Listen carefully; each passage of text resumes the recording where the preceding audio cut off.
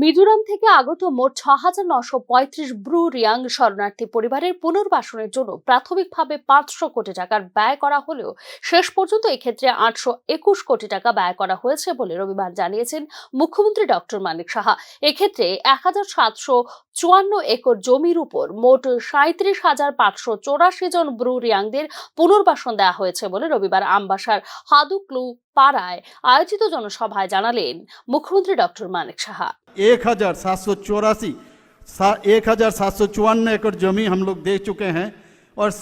Total 6,935 परिवार को अभी तक पुनर्वासन दिए हैं और इसमें लोक संख्या अभी तक 37,584 है। यहाँ पर जितना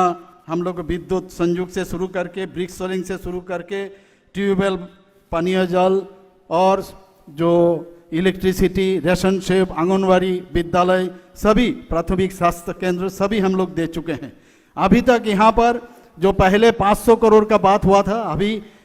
माननीय हमारा यशस्वी गृह मंत्री जी के कारण अभी तक 821.98 करोड़ अभी तक खर्च